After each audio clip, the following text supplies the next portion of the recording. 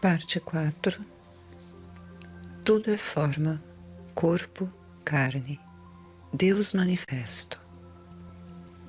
Quando criança, você tinha um corpo, mas o trocava como se trocasse suas notas de dólar. Você trocou pelo corpo de uma criança, e quando você superou isso, o trocou pelo corpo da juventude, e depois o trocou por um corpo de idade adulta. Nesse corpo, você encontrou algo que não estava em nenhum dos seus outros corpos. Você encontrou o poder de se reproduzir a si mesmo.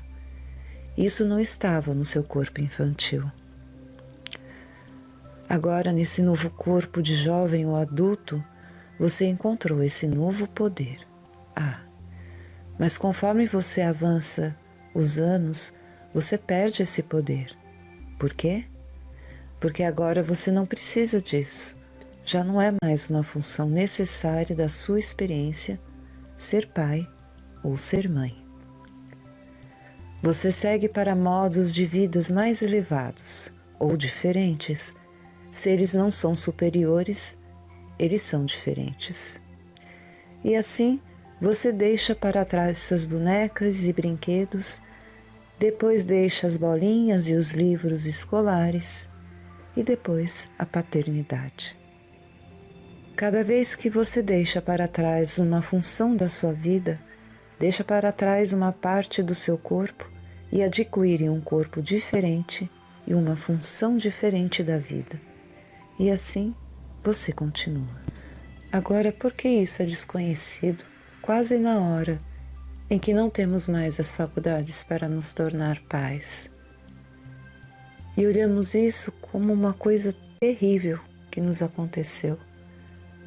Por estarmos velhos e agora não temos mais nada a fazer a não ser morrer ou ser um avô. Mas na sabedoria espiritual descobrimos que isso não é verdade, que tudo tem um período, um preparo. Quando éramos pais, foi apenas uma preparação para deixarmos para trás o sentido material do mundo com seus cuidados, para entrar no desdobramento espiritual da vida. É por isso que não é tão fácil para os jovens se interessarem em coisas espirituais como os mais velhos. Não porque os mais velhos têm medo de morrer e querem saber algo sobre Deus, mas porque os mais jovens ainda têm funções no plano humano que não foram efetivadas e superadas. Seria maravilhoso se eles aprendessem a sabedoria espiritual como um complemento para suas vidas físicas, e isso acontece em alguns casos. Mas o fato é que muitas vezes é necessário que eles superem o sentido físico da vida antes de estarem prontos para entrar no sentido espiritual da vida. Agora, chegamos a este ponto.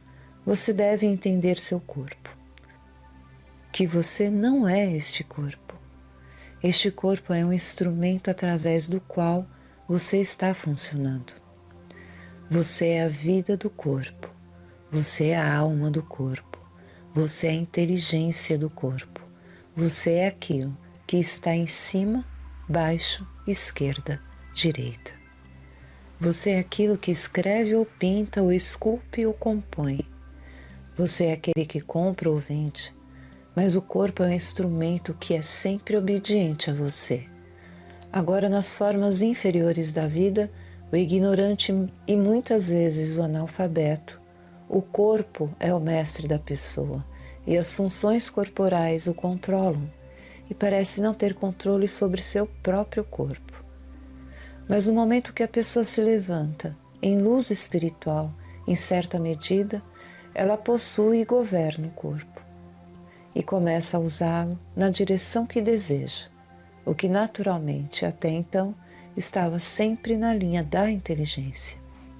O corpo em si é tão espiritual quanto nós. Isso que vemos é um conceito mental desse corpo. É apenas um conceito, porque não é o que é. Se isso fosse o que é, então sempre seria o que é.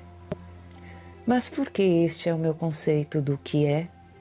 Conforme crenças, o corpo muda e assim um dia parece mais saudável, outro dia doente, outro dia jovem, outro dia idoso, outro dia bonito e outro dia não tão bonito.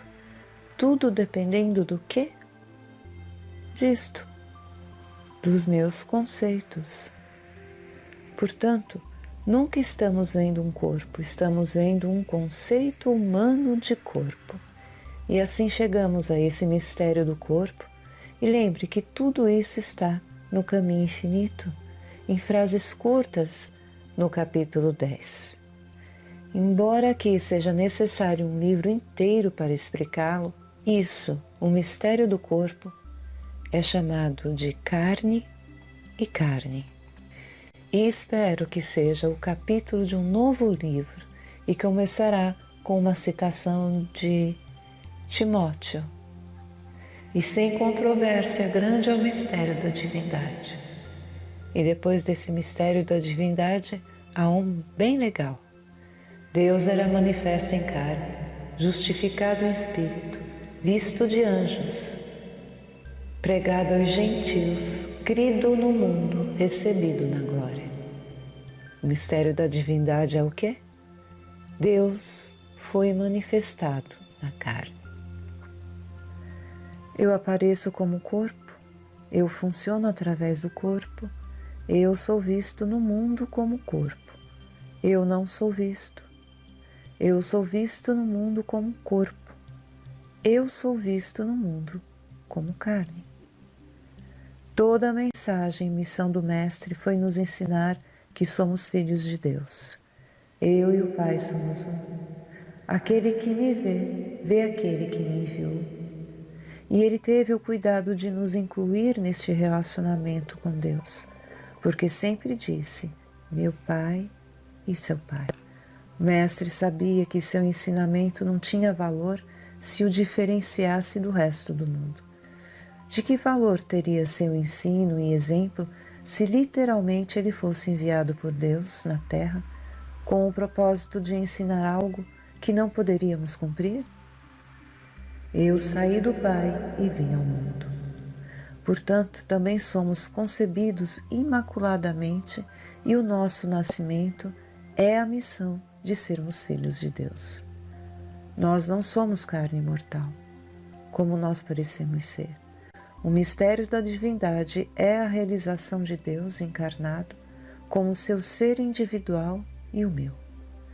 Deus se manifesta na carne, o que significa que Deus constitui a individualidade de que Deus é a vida, substância e forma do nosso verdadeiro ser.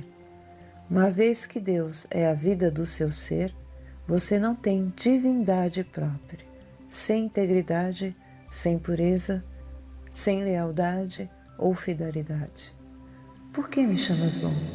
Ninguém é bom, senão um que é Deus. Quaisquer de suas capacidades, habilidades e qualidades, elas são de Deus e não de você mesmo. Não seja sábio em seu próprio conselho. Nessa percepção, você gradualmente começa a perder o senso de individualidade pessoal e se entrega menos ao eu pessoal. Quando você conscientemente vive com a ideia de que Deus constitui o seu ser e que Deus é responsável pelo seu suprimento, sua atividade e seu sucesso, mais e mais você percebe que a responsabilidade repousa sobre Deus. Então, você se volta para a fonte de todo o bem, o princípio criativo, o Pai interior, e Deus poderá revelar seu plano. Tudo tem sua base no invisível, aparecendo de maneira visível e tangível, e quando você começa a compreender esse fato, você verá que a criação é um ato de um princípio invisível, visivelmente manifesto. Deus encarnado como forma manifesta, não a forma que você vê com seus olhos. As palavras do Mestre eram: e não chame homem algum de Pai na terra, pois um é seu Pai que está no céu. Deus é o princípio criativo desse universo que aparece como forma e variedades infinitas, manifestando-se visivelmente como ser individual. Portanto, o mistério da divindade está em saber que Deus é o seu eu. Deus é você mesmo. O assunto de carne ou corpo sempre foi um enigma para o mundo e grande perplexidade surge neste ponto. Onde carne e corpo se encaixam no esquema espiritual? Mesmo nas Escrituras encontramos declarações como: carne e sangue não podem herdar o reino de Deus. Nenhuma carne será justificada à sua vista.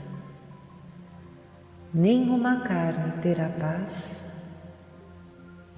Toda a carne perecerá junto. Porque se viverdes segundo a carne, vais morrer.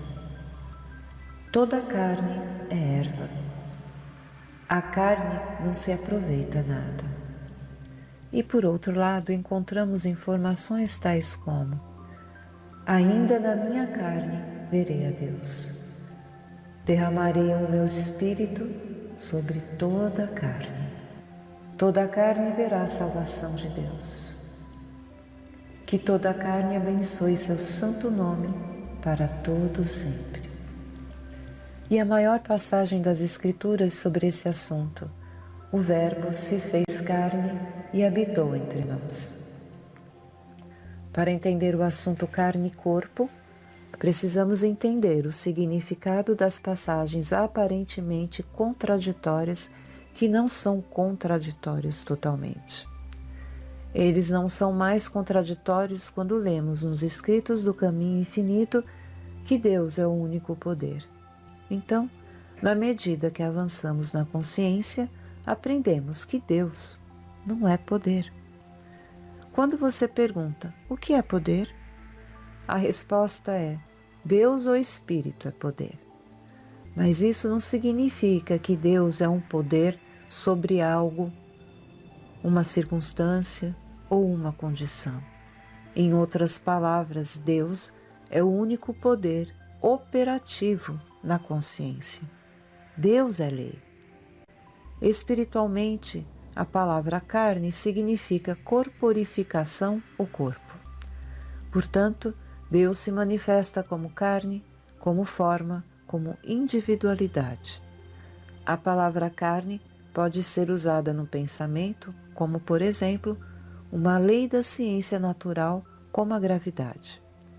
A lei da gravidade foi descoberta quando um cientista observou que toda vez que um objeto era derrubado, ou quando se permitia cair no espaço, ele gravitava para baixo, em direção à Terra. E assim, a lei da gravidade se tornou carne, um corpo. Ela tomou forma na consciência e a lei da gravidade, que sempre existiu, agora tem um corpo tangível, uma prova. Sempre teve um corpo, porque sempre existiu como uma lei operativa, mas agora tem um corpo de conhecimento, consciente em nossa consciência. Torna-se tangível, torna-se incorporado dentro da consciência, da mesma forma. As leis da aerodinâmica e da eletricidade sempre existiram, e porque sempre que existiram, eles tinham forma e carne. Eles existiam como a palavra, a lei invisível e desconhecida, intangível, não testemunhado, até que um dia essas leis tomaram forma na mente humana. Muito antes do primeiro avião voar ou o primeiro bulbo emitir luz, ele se tornara carne. Ela tomou forma, tornou-se concreta, foi testemunhada, evidenciada e manifestada. Daí em diante, tudo o que era necessário era externá-lo em outra forma de carne. No momento em que o homem sabia sobre eletricidade e luz elétrica, ele tinha forma, corpo, e quando trazia para o exterior, tinha aquilo que conhecíamos como forma e corpo. a forma e o corpo que observávamos. Mas você vê que deve ter havido forma e corpo na mente de Edison, ou na mente de Ford, ou na mente de qualquer outra pessoa. Assim como na arte ou na música, ela tem forma na consciência do artista ou do compositor. Tem forma definida de som, beleza, e então exterioriza, tendo outra forma quando aparece, como folhas de música, ou pinturas, ou esculturas. Você vê a diferença aqui? Estamos agora lidando com o fato de que incorporamos a mente de Deus como forma espiritual, então aparecemos externamente a algum conceito de forma, e esse conceito é mutável. Esse conceito é destrutível porque é finito. O princípio é o mesmo. A única coisa diferente é a sua forma exterior. Nós temos o mesmo com tudo que existe, quer enviemos mensagens por meio de fios ou mensagens pelo ar. A forma na mente é a mesma. Ela torna a expressão externa como um fio ou expressão externa atravessando o ar. Você vê a diferença agora?